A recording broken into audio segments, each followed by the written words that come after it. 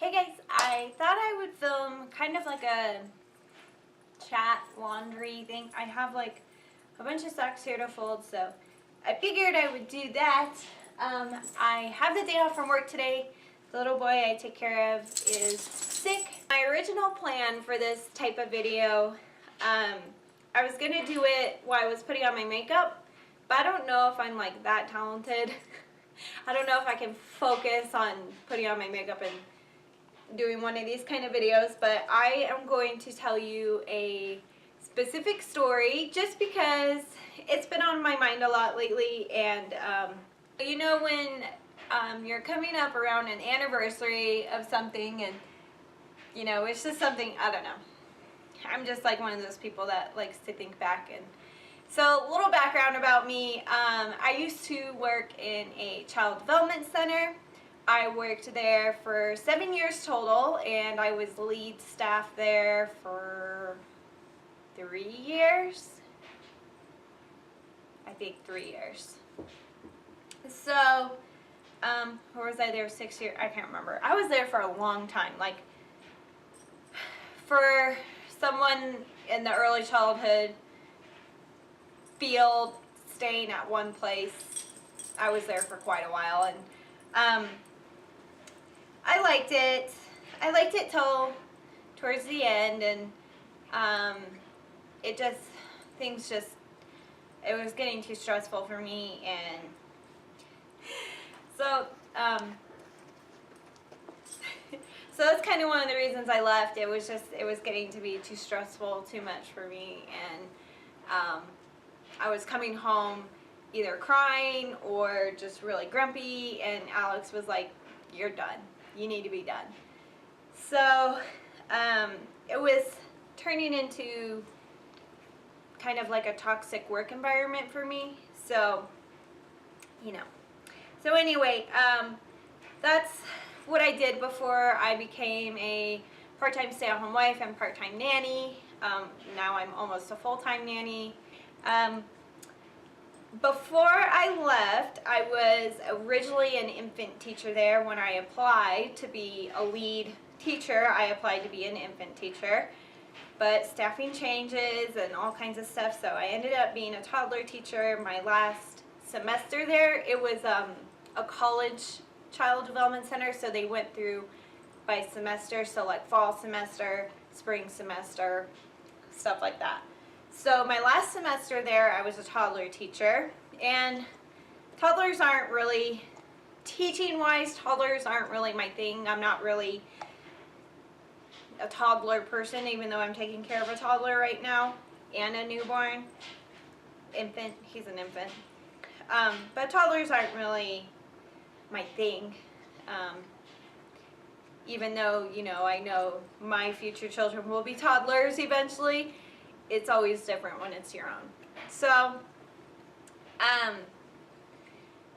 toddler teacher there. I had a relatively new toddler teacher that was only on her second year, and I had never been a lead toddler teacher before, so she and I were basically thrown to the wolves. We had a rowdy bunch of kids. We had a rowdy group. We had a tough group. I mean, I don't think I can forget any of those kids. So we kind of had a rowdy group, and we had this one little boy, and he was one of our little rowdy guys. He was just one of those kids that you would be constantly saying his name. And he was funny, like he was a funny kid, and then he had his moments. And so anyway, we'll call him, because I'm not going to tell you guys his real name, we'll call him Little Timmy. I feel like that's such a generic name when you don't want to say the real name. Little Timmy or Little Johnny. So anyway, a couple weeks before I was done, I had already given them, I'd given this place basically a month's notice or 2 months notice that I'm not coming back. And so about a couple weeks before I left, my last week, it was rest time, and this little boy did not like to rest, and he would scream and throw things and kick, and everything was on his terms, which is fine. So, you know, eventually my co-teacher and I just gave up. We were just like, whatever, just do whatever. So he had this stuffed panda that he would cry for, and we would give it to him, and he would chuck it across the room, and I would be like, well, I don't know. So one time during rest time, he was just doing whatever. He had already had his screaming fit, and I was like, I'm done. I'm going to start cleaning the bathroom. Let's just give up. So my co-teacher was like, all right, good idea. So we were cleaning, and he had his little stuffed panda, and then there was like a stuffed frog next to him, and he just had, like, you know, some comfort items. He was by the book area and all that kind of stuff. And so I'm in the bathroom cleaning, and all of a sudden, you know, I can hear him out there. He was just talking. I didn't know what he was saying. He was just out there talking, and I was just like, whatever. So my co-teacher comes in and goes, little Timmy is out here dropping the F-bomb. And I was like, nah. So I go out there, and I said, what did you just say, little Timmy? And came out clear as day. And I was like, well, little Timmy knows the F word. So my co-teacher and I were not professional. It was towards the end of the semester. We had a rough semester, rough group of kids. Just everything was, it was just rough. So, you know, if you've ever been in that situation, especially as early childhood teachers, sometimes the only way to get through the day is just to laugh. And so she was laughing so hard she was crying, and I was laughing, and I was like, I don't know. I mean, his dad is in the military, so, you know, he probably hears it here and there every so often, so, you know, or he was in the military, so anyway, because my husband was in the military, so I know how it is. Like, I know what that life is like. And, you know, you get some of those guys, and you're like, whoa, there's children here. So, you know, and so I was like, you know, whatever. It's just, we'll let his dad know. And his poor dad, he was really, really embarrassed. And I was like, today during rest time, little Timmy was dropping the F-bomb, and, you know, I don't know why, he was just saying it, and it was clear as day, and he was like, really? And I was like, yeah. So I don't know. And I was like, to be quite honest with you, and plus I'm not going to be working here anymore in a couple of weeks, my co-teacher and I were super unprofessional, and we were laughing our butts off. So, you know, that made him feel a little bit better, because I could tell he was embarrassed, and it was just like, you know what, it's no big deal. I think if you're a normal person and you let a word slip here or there, your kid is going to learn a cuss word or two at some point in their life. So, anyway, he's super embarrassed, and I was like, it's okay. You know what? My little cousin, when he was little, he climbed on top of the Starbucks table and was clapping his hands, yelling the F word. And my aunt and I were running to the table, trying to get him down. My little cousin was like little Timmy. He was wild, just crazy, and now he's just this subdued, super academic boy. So, you know, there's hope for little Timmy. So that made him feel better, because I was like, that was out in public, and, you know, people were staring at us. Plus, he was on top of the table, so, you know, that looked real awesome on our part. We were just letting him climb all over the table. So I was like, don't worry, it's okay. You know, we'll just let him know that that's not an okay word to say here at school or at all. And so he was like, oh, okay. So then maybe a couple days later, my old co-teacher that I liked working with everyone there, but she and I worked in the infant room together, and we killed it. We rocked it in there. We were the best in there. No one could be as good as us in there. So she had come to visit me and just chat during rest time, and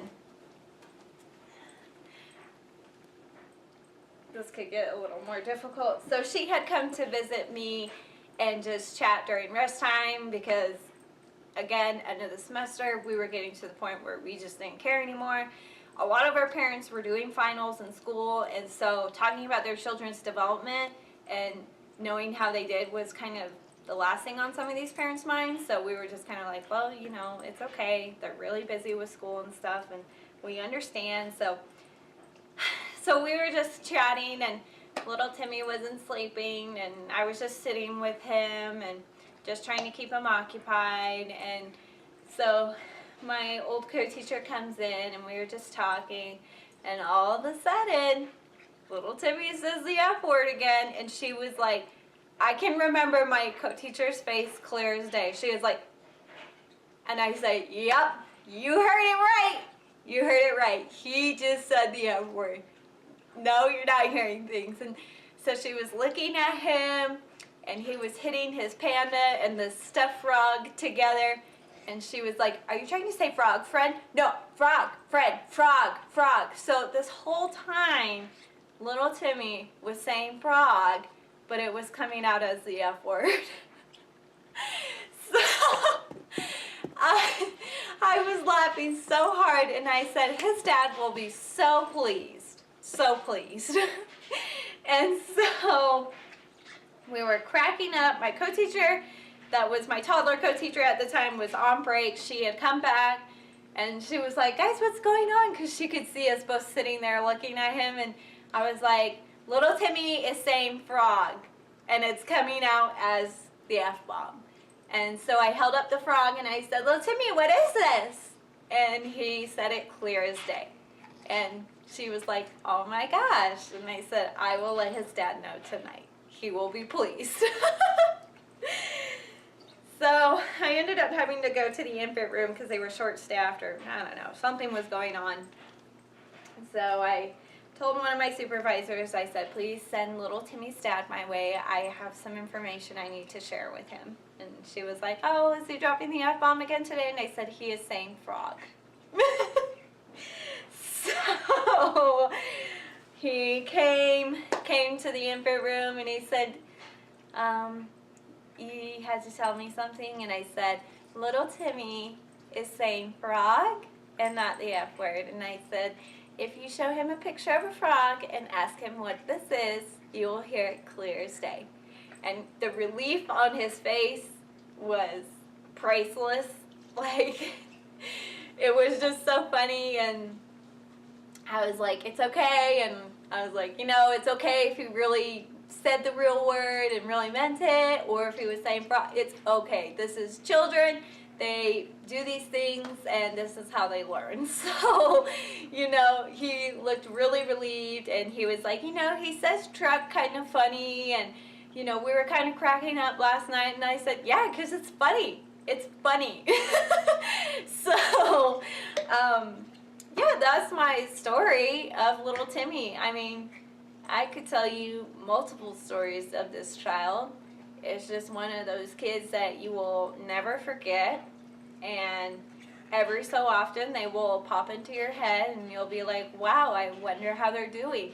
I actually saw him when I had quit, and I became a nanny for someone who was bringing their child there, and I had to go pick them up because one of our classes ended late. That was a joy to see their faces when I walked in the door. But I had actually seen him, and his dad had stopped the car, like in the middle of the road, and rolled down the window and was like, little Timmy, it's Caitlin! And I was like, hey, how are you? And I was like, do you remember me? And he was just sitting in his car seat like, so, you know, it's just, maybe he'll never forget me either, because he was like, this is a new toddler teacher, and I can take so much advantage of her right now. So, you know, he's just one of those kids that will always stick with you. And, you know, if your kid does something similar to them, you're like, oh, great. So, that's my story. hopefully you guys enjoyed it and found it entertaining. I have all kinds of stories. I even have stories about the kid I'm taking care of right now. I'll tell you an infant story. So when my old co-teacher and I were in the infant room, and we had this little boy, and we'll call him Billy Bob. Anyway, Billy Bob was learning how to stand up, and if you're an infant teacher or just you've dealt with infants before, or you just know these things because you're a parent or whatever, when infants learn how to stand up, some infants can get in the standing position, but they can't get out of it. So they don't know how to get down. So Billy Bob was learning how to stand, and both my co-teacher and I were in a rocking chair feeding someone. She was feeding one kid and I was feeding another kid. And keep in mind, we had 8 babies to take care of because it was group care. So he was standing. He was so proud. He was like, ha, ha. Like, that's the only sound he made when he was happy and when he was sad. So, like, we never knew if he was crying. I was like, is Billy Bob crying or is he happy? Because we had to see his face, because he would just be, ha, ha, like, like that was his laugh. So he was really proud of himself. He got in a standing position, and then you could see his legs were getting tired. He was this little short little dude. He was so cute. He was adorable. But he was also very, like, got a little bit of a needy baby. So you could tell his legs were getting tired. He had his little blanket next to him, and you could tell he was wanting his blanket. So he would look at us, and he would be seeing if, like, we had free arms, and then you could see it on his face. He'd be like, hey, hey. You could see him trying to attempt to get down. So he would let go, and then his whole body would shake, and he'd be grabbing back onto the shelf again. He was holding onto this little child-sized shelf. He'd grab onto the shelf again really quick, and hey, hey. So we were just feeding the kids, and we were like, you can do it, Billy Bob, you can do it, just do it. And I was like, just let go, just let go. You're gonna fall, but just let go. And every time he'd let go, he'd walk, grab back on, hey, hey. So, you know, there's different, all kinds of different, that's a quick one. Go get your stick. So, yeah, he's another kid I won't ever forget, because, you know, we would both be busy and we could hear him, and I'd be like, I don't know if he's crying or if he's happy right now. Like, we have to see his face, because that's the only noise he makes. So he's just another one of those kids that I will never forget.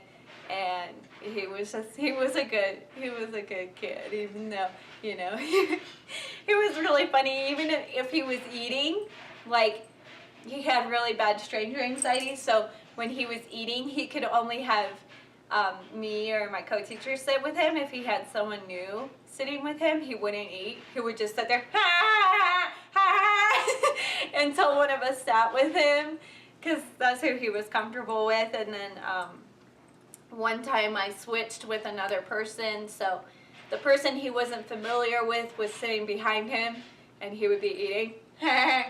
He would be eating and making sure that she was still back there, and I would be like, Billy Bob, it's okay, just eat, it's okay. So he's a funny kid, and his parents were really awesome. They were so good. His mom, you know, he would be doing his little thing, his little, and she'd be like, oh, stop it, you're fine. And he's just, you know, one of those kids that you're just like, that's just him. That's just Billy Bob being Billy Bob. So he was a funny kid. And, you know, sometimes I do miss having those multiple children and multiple personalities and funny stories and stuff like that. But again, it was a really stressful environment, turning into like a toxic work environment for me personally. So I had to go, and I'm much happier, and I don't ever see myself looking back at that place, like ever. But I am so happy that I have these memories and these stories and, you know, those things that I can look back on when things get tough for me, and I can think back on, you know, even though the group of toddlers was a hard group of toddlers, we had funny moments like that where we just had to laugh because that's all we could do. And, you know, even with the infants, when all the infants would be crying at the same time, mind you, all 8 babies would be needing something at the same time, we would just throw our hands up in the air and be like, all right, who's first? You know, who needs the most attention right now? So I'm just so glad that I have those memories and those moments, and I'm such a lucky person to be able to experience those things and be able to work with those people, and even just gaining the knowledge of early childhood stuff, because even though I went to school for it, I never really understood it and got to know it until I started working there. And, you know, working in a place, it makes a huge difference. You could be book knowledge all you want, but if you can work in the environment, it makes a huge difference. So, yeah, I just, you know, I'm rambling now, but I just appreciate everyone there that was there for me during my hard times, and, you know, the people that weren't, it's just whatever.